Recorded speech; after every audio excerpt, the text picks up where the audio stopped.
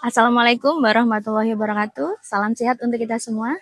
Perkenalkan, nama saya Dian Samtianingsih, Sarjana Sains Terapan Magister Kesehatan.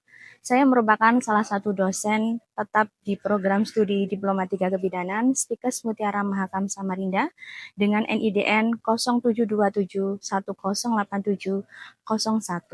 di mana pendidikan terakhir yang saya tempuh adalah Magister Kesehatan Masyarakat. Izinkan kali ini saya untuk menyampaikan pernyataan diri dosen dalam unjuk kerja Tridharma Perguruan Tinggi atau PDD UKTPT dalam bidang pengajaran yang termasuk salah satu persyaratan dalam mengikuti sertifikasi dosen tahun 2026. Salah satu mata kuliah yang saya ampu adalah asuhan kebidanan neonatus, bayi, balita, dan anak prasekolah dengan total SKS 5 SKS yang diajarkan pada semester 4 di program studi Diploma 3 Kebidanan Stikes Mutiara Mahakam Samarinda. Deskripsi mata kuliah ini adalah memberikan kemampuan pada peserta didik untuk memberikan asuhan pada neonatus, bayi, dan balita, serta anak prasekolah yang didasari oleh pengetahuan, sikap, dan keterampilan.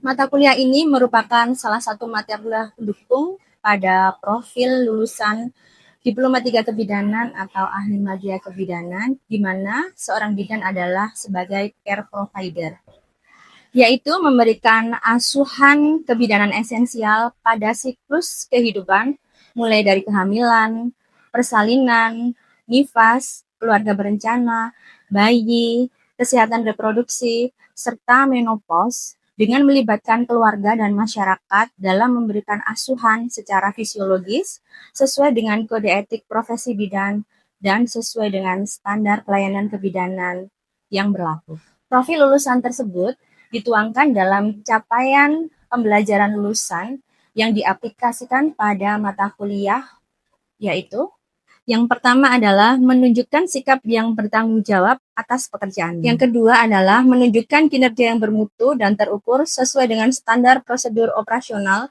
dalam memberikan pelayanan kebidanan. Menunjukkan kinerja yang bermutu dan terukur sesuai dengan standar prosedur operasional dalam memberikan pelayanan dan asuhan kebidanan. Yang ketiga, memecahkan masalah dalam pelayanan dan asuhan kebidanan sesuai dengan kompetensi, kewenangan yang berbasis bukti ilmiah, dan bertanggung jawab atas hasil secara mandiri. Yang keempat, menguasai konsep teoritis fisiologi siklus hidup manusia atau human life cycle psikologi secara umum. Yang kelima, melaksanakan asuhan kebidanan pada neonatus, bayi, dan balita normal sesuai dengan standar mutu yang berlaku dan kode etik profesi, serta yang terakhir adalah mencatat dan mendokumentasikan asuhan kebidanan pada poin 1 sampai dengan 5. Untuk capaian pembelajaran mata kuliah, diharapkan mahasiswa mampu memahami, memberikan, dan mengaplikasikan asuhan kebidanan pada neonatus, bayi, balita, dan anak prasekolah didasari dengan pengetahuan, perilaku, dan sikap. Sedangkan materi pembelajarannya ada 13 poin. Yang pertama adalah adaptasi BPL, yang kedua adalah pencegahan infeksi, yang ketiga rawat gabung, yang keempat asuhan pada neonatus, yang kelima konsep imunisasi, yang keenam konsep tumbuh kembang bayi, balita, dan anak prasekolah, yang ketujuh asuhan pada neonatus, bayi, balita dengan masalah serta permasalahannya, yang kedelapan asuhan pada neonatus dengan jejas persalinan, yang kesembilan asuhan pada neonatus dengan kelainan bawaan dan penata laksanaannya, yang kesepuluh adalah asuhan pada bayi dengan resiko tinggi dan penata laksanaannya, yang ke-11 pedoman gizi seimbang, yang ke-12 sistem rujukan, serta yang terakhir adalah pendokumentasian asuhan kebidanan pada bayi, neonatus, dan anak prasekolah. Untuk metode pembelajaran yang saya gunakan, menggunakan ceramah interaktif, student center learning, problem based learning, small group discussion, dan juga praktikum. Dalam media pembelajaran yang saya gunakan, saya menggunakan e-learning dalam Google Classroom, serta e-learning kampus Stikes Mutiara Mahakam atau SIA, dan juga menggunakan channel YouTube, serta untuk praktikum kami menggunakan Phantom. Untuk evaluasi, penilaian kami menggunakan tes tulis, kemudian ada praktikum, dan juga penugasan yang terstruktur di e-learning kami. Sumber pustaka yang kami gunakan adalah beberapa buku ajar di mana salah satu penulisnya adalah saya sendiri. Kemudian beberapa jurnal hasil penelitian saya tentang asuhan pada neonatus, bayi balita dan anak prasekolah, serta beberapa buku penunjang lain yang terstandar Kemenkes maupun IDAI. Khusus untuk video yang akan saya tampilkan nanti, yaitu akan menampilkan materi tentang konsep imunisasi sesuai dengan RPS pada pertemuan kelima yang diajarkan pada mahasiswa program studi Diplomatika Kebidanan semester 4, di mana ada 3 komponen dalam proses pembelajaran mata kuliah ini. Dari 3 komponen tersebut adalah D, I, E. Untuk D adalah delivery, E interaction, dan E assessment. Untuk delivery, saya mengupload RPS, materi, serta tugas dalam e-learning Google Classroom, dan juga sebagai sumber pustaka, saya menggunakan buku ajar yang saya susun sendiri. Selanjutnya ada beberapa laporan penelitian tentang imunisasi dan juga dari YouTube.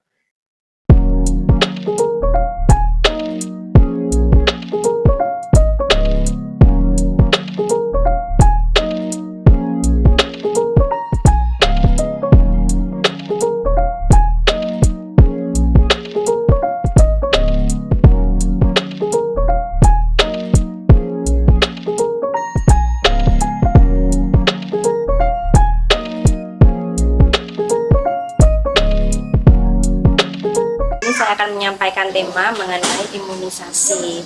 Sebelumnya kita akan membahas mengenai imunisasi, yaitu kita tahu dulu apa sih itu imunisasi ya. Imunisasi sendiri itu berasal dari kata imun ya, atau kebal atau resisten.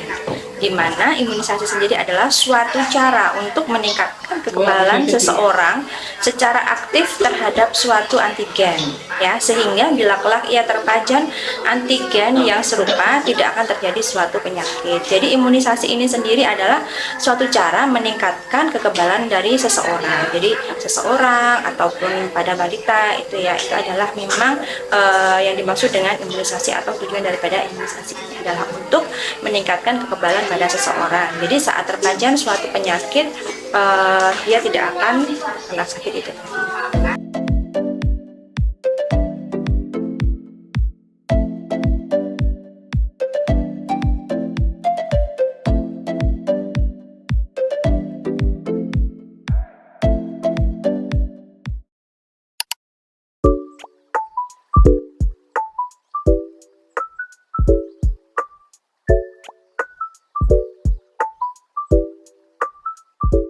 Untuk interaction, saya menggunakan komunikasi dua arah dengan diskusi interaktif, kemudian recall knowledge tentang imunisasi, serta menggunakan PPT dan pantun bayi, dan beberapa contoh vaksin secara real agar mahasiswa mengetahui bentuk dan jenis vaksin dan cara pemberian serta pembacaan PVM pada kemasan vaksin. Untuk assessment, saya menggunakan pre dan post test. Sebelum dimulai pembelajaran, saya akan bertanya lebih awal bagaimana pengetahuan mahasiswa terkait imunisasi, dan setelah pembelajaran dilakukan, saya akan mengecek kembali bagaimana pengetahuan mereka tentang imunisasi. Selanjutnya, Bapak Ibu sekalian akan menyaksikan video pembelajaran saya dengan mahasiswa semester 4 program studi Diplomatika Kebidanan dengan tema konsep imunisasi. Selamat menyaksikan. Assalamualaikum warahmatullahi wabarakatuh. Waalaikumsalam warahmatullahi wabarakatuh. Semangat pagi. Semangat pagi. Baik, untuk pertemuan kali ini kita melanjutkan pertemuan yang selanjutnya ya. Di pertemuan kelima ini, sebelum kita mulai pembelajaran kita pada pagi hari ini, silahkan berdoa menurut keyakinan dan kepercayaannya masing-masing. Berdoa dapat dimulai. Berdoa dapat diakhiri. Baik ya, Ibu akan menjelaskan tujuan pembelajaran kita pada pagi hari ini. Untuk yang pertama adalah mahasiswa mampu menjelaskan konsep dasar imunisasi. Untuk yang kedua, mahasiswa mampu menjelaskan tentang imunisasi dasar pada bayi. Kemudian yang ketiga, mahasiswa mampu menjelaskan imunisasi dasar lanjutan. Yang keempat adalah mahasiswa mampu menjelaskan tentang KIPI. Dan yang terakhir adalah mahasiswa mampu mendemonstrasikan pemberian imunisasi dasar pada bayi. Oke ya, kenapa sih harus diberikan imunisasi pada bayi? Ada yang tahu? Menjaga kesehatan bayi. Mungkin bisa angkat tangan, siapa yang bisa? Untuk menjaga kesehatan bayi, Bu. Untuk menjaga tubuh bayi terhadap penyakit. Oke ya, dari Mbak Ica tadi sama Mbak. Nah, tadi kan sudah bilang ada beberapa hal ya, selain untuk imunitas dan juga untuk menjaga agar tidak terkena penyakit. Nah, ini ya, kenapa sih kita harus memberikan imunisasi pada bayi? Ini salah satu dasarnya ya. Kemarin di tahun 2019 ada kasus COVID ya, masih ingat ya COVID ya? COVID-19 itu ya, di mana di sana terjadi penurunan ya cakupan imunisasi di tingkat global dari 86% pada tahun 2019 menjadi hanya 81. Berarti mengalami apa di situ? Penurunan ya. Penurunan berapa persen? 5%. 5% itu bukan hanya sedikit angka, tapi 5% itu jika dalam cakupan tahunan merupakan angka yang sangat besar. Ya, di sini menjadi 81% pada tahun 2021. Berarti terdapat sebuah penurunan cakupan imunisasi pada tahun 2021. Selanjutnya adalah kurang meratanya imunisasi. Ya, kita tahu sendiri negara kita termasuk negara apa? Kepulauan ya. Ya kan? Island apa? Hah? Island apa? Indonesia? Jangan bilang island girl ya, kalau kita kan gadis kepulauan kalau namanya island girl ya. Jadi Indonesia terdiri dari berbagai macam pulau, otomatis dalam pemerataan imunisasi akan mengalami yang namanya apa? Ketidakseimbangan, atau mungkin di pulau yang lebih ramai seperti di Pulau Jawa atau di Pulau Kalimantan itu tidak akan sama dengan yang pulau-pulau kecil, pasti akan berbeda. Disebabkan karena apa? Kalau tidak merata itu tadi? Dari transportasi, kemudian dari apa lagi? Fasilitas, kemudian dari tenaga kesehatan di sana juga tidak akan sama tiap pulau ya. Kemudian yang selanjutnya adalah penurunan cakupan imunisasi dasar. Seperti yang saya sampaikan tadi, salah satu tujuan pembelajaran kita yang kedua tadi ya, Anda akan mengetahui apa saja sih imunisasi dasar pada seorang bayi. Ini salah satunya permasalahannya ya di situ. Cakupan imunisasi dasar dari 93,7% tahun 2019 menjadi hanya 84,5%. Turunnya jauh nggak di situ? Jauh banget ya kan, jauh banget di tahun 2021. Kemudian yang terakhir adalah munculnya beberapa KLB. Apa itu KLB? Kejadian luar biasa ya. Jadi menjadi alarm bagi kita semua untuk mulai fokus mengejar daripada ketertinggalan ya, the big catch up pada tahun 2023. Itu kan sudah 3 tahun yang lalu karena sekarang sudah di tahun 2026. Itu adalah salah satu program yang harus kita kejar ya. Nah, dari latar belakang ini tadi kita akan membahas yang namanya konsep. Sebelum kita masuk di konsep, ada yang tahu apa sih pengertian dari imunisasi? Bisa angkat tangan? Apa itu imunisasi? Ibu tadi nanya tentang imunisasi itu apa? Yang saya tahu imunisasi itu adalah vaksinasi yang untuk mencegah virus. Nah, imunisasi itu adalah virus yang dilemahkan, yang dimasukkan ke tubuh bayi. Nanti pada saat virus yang lain masuk, dia sudah beradaptasi bahwa dia sudah ada nih virus yang sudah disuntikan tadi. Seperti itu yang saya ketahui sih, Bu.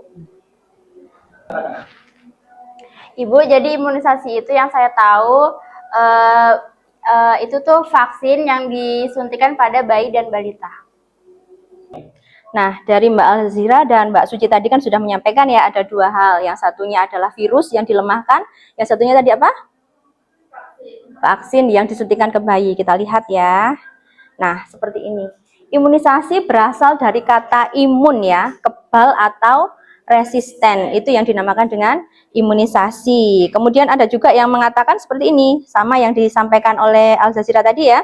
Imunisasi merupakan upaya pencegahan penyakit menular ya, dengan memberikan vaksin ya, sehingga terjadi imunitas atau kekebalan terhadap penyakit tertentu. Kalau ini menurut Kemenkes ya.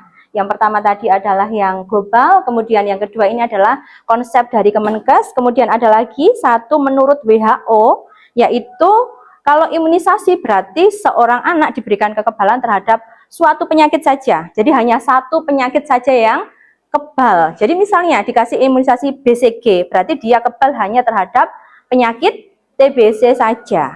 Tapi tidak kebal terhadap yang lain, polio, DPT, dan lain-lain dia tidak kebal. Itu kalau menurut WHO. Terus satu lagi, kalau ini menurut IDAI ya, atau Ikatan Dokter Anak Indonesia, menyebutkan bahwa imunisasi merupakan salah satu cara untuk meningkatkan kekebalan ya terhadap seseorang secara aktif terhadap suatu antigen ya, sehingga bila kelak ia terpajan seperti yang disampaikan Suci tadi, jika dia sudah terkena penyakit dia akan menjadi kebal karena sudah pernah terpapar oleh antigen tersebut, gitu ya. Ada yang mau ditanyakan sebelum saya lanjut slide selanjutnya? Aman? Oke ya, lanjut aja ya.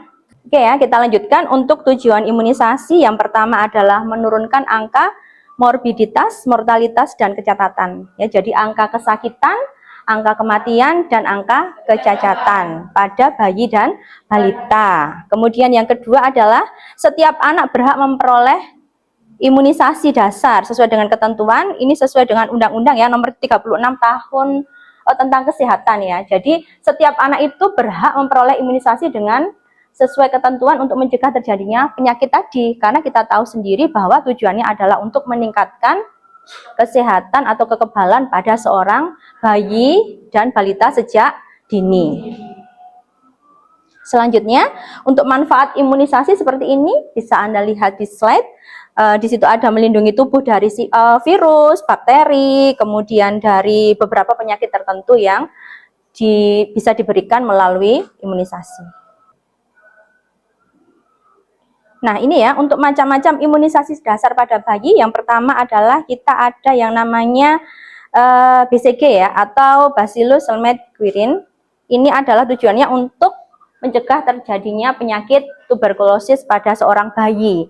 Nah, TBC sendiri ini salah satu penyakit yang masih tertinggi ya di bayi, karena nanti berhubungannya dengan saluran nafas, ya kan? Kalau ada saluran nafas yang terganggu atau mengalami sebuah sakit, pasti itu akan bisa menurunkan kesehatan seorang bayi, sehingga perlu sekali untuk dicegah ya. Cara pemberiannya adalah lokasinya berada di lengan kanan atas ya. Ini sudah saya bawakan untuk pantumnya di lengan kanan atas seperti ini ya. Nah, lengan bayi ini ya, lengan kanan atas. Sebelum disuntikan vaksin BCG harus dilarutkan terlebih dahulu. Dosisnya 0,05 cc untuk bayi dan 0,1 untuk dewasa. Jadi lengan kanan atas ini ya, di area sini. Nah, untuk imunisasi BCG kita menggunakan SPED 1 cc ya, yang seperti ini, atau SPED insulin ya, yang ukurannya seperti ini. Untuk dosisnya 0,05, berarti separuhnya dari 0,1. Bukan separuh yang seperti ini ya, tetapi separuhnya dari 0,1 ya. Berapa tadi dosisnya? 0,05. Nah, 0,05 ya, segini.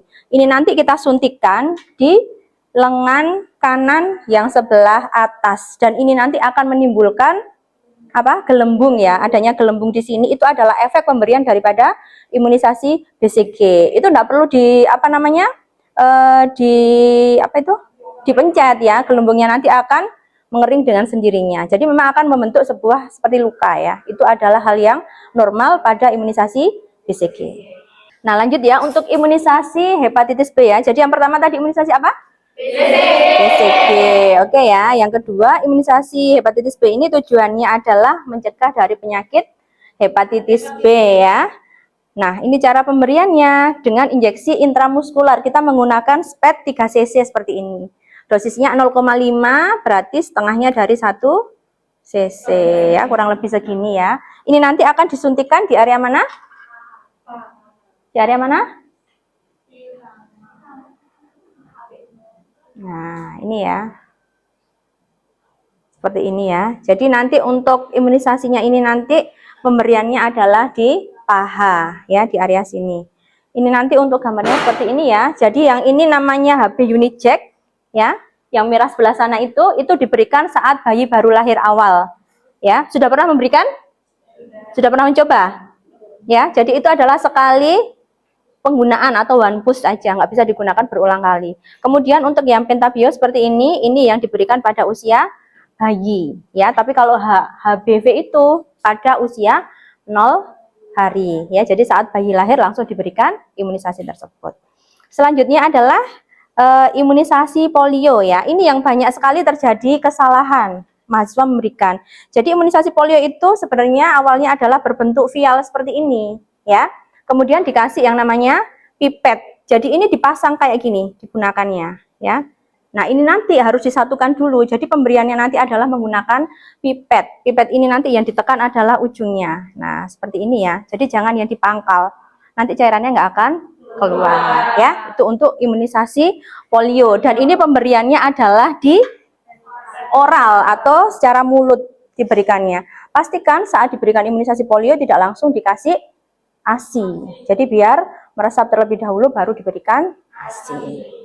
Nah, selanjutnya adalah imunisasi DPT ya. Jadi mencegah 3 penyakit sekaligus. Ada difteri, pertusis, dan tetanus. Difteri sendiri merupakan disebabkan oleh bakteri ditemukan di area mulut, tenggorokan, dan hidung. Jadi di area sini biasanya ada seperti selaput tebal yang menutup area tenggorokan, itu namanya penyakit difteri. Selanjutnya untuk pertusis sendiri adalah batuk rejan ya, atau batuk yang lama. Kemudian tetanus adalah disebabkan oleh Clostridium tetani. Itu nanti akan bisa dicegah dengan pemberian imunisasi DPT seperti ini ya. Untuk DPT sendiri dosis pemberian adalah selama 3 kali periode selama usia bayi. Di usia 2 bulan, 3 bulan, dan 4 bulan ya. Selanjutnya adalah yang terakhir yaitu imunisasi campak. Imunisasi campak ini adalah untuk mencegah penyakit campak atau measles rubella ya. Kita sering bilangnya adalah measles rubella. Jadi untuk campak ini sendiri harus dilarutkan ya, akan ada 2 tempat. Yang satunya bentuk serbuk, satunya cair. Jadi ini harus digabung, harus dilarutkan baru bisa diberikan kepada bayi. Dan untuk campak ini sendiri diberikan di usia 9 bulan. Nah, apa saja tadi untuk imunisasi dasar pada bayi? Yang pertama, BCG, kemudian hepatitis, dan campak. Ada 5 jenis imunisasi yang bisa diberikan pada bayi atau imunisasi dasar. Nah, untuk jadwalnya Anda bisa lihat di sini, jadwal imunisasi anak. Ya, ini saya sumbernya berdasarkan IDAI tahun 2024 ya, yang terbaru adalah tahun 2024. Kemudian yang paling penting adalah Anda harus mengetahui yang namanya VVM ya, atau vaksin vial monitor. Seperti ini gambarnya. Jadi di tiap vaksin itu ada yang namanya gambar ya, seperti ini gambarnya ya. Nah, bisa tahu semua ya. Nah, gambarnya seperti ini ya. Lihat ya yang kotak ini. Ini bisa Anda lihat di sini gambarnya. Kalau terang seperti ini berarti bisa digunakan. Kalau sudah agak mengabu, boleh digunakan asal waktunya tidak expired. Kemudian kalau sudah gelap seperti ini, tidak usah digunakan lagi. Berarti itu sudah rusak. Meskipun belum expired, tetap tidak boleh digunakan. Apalagi kalau yang hitam, nah ini sudah tidak boleh digunakan. Jadi sebelum Anda memberikan vaksin pada bayi, perhatikan dulu adalah VVM-nya ini ya, atau vial vaksin monitor. Itu yang paling pertama. Nggak hanya dari expired. Jadi yang pertama adalah VVM-nya, yang selanjutnya adalah tanggal kadaluarsa. Itu yang paling penting sebelum diberikan kepada bayi. Oke ya, demikian tadi beberapa rangkaian dari imunisasi dasar dan imunisasi lanjutan pada bayi dan balita. Ada yang mau ditanyakan?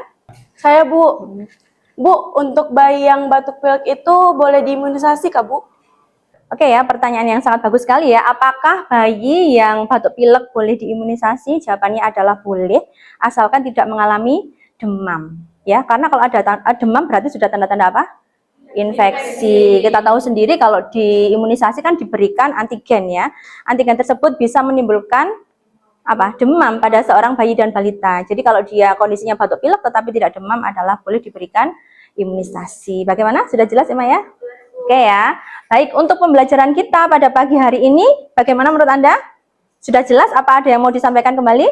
Sudah jelas. Oke ya. Di pertemuan kelima ini rangkaian acaranya adalah itu tadi yang seperti saya sampaikan tentang imunisasi dasar dan imunisasi lanjutan pada bayi dan balita. Untuk pertemuan keenam nanti kita akan bertemu kembali dengan pembahasan mengenai KPSP atau pertumbuhan dan perkembangan pada bayi dan balita. Oke ya. Baik, terima kasih buat waktunya. Semoga kita semua diberikan kesehatan ya, biar bisa bertemu kembali dengan pertemuan selanjutnya. Saya akhiri di sini perkuliahan kita pada pagi hari ini. Selamat pagi dan Assalamualaikum warahmatullahi wabarakatuh.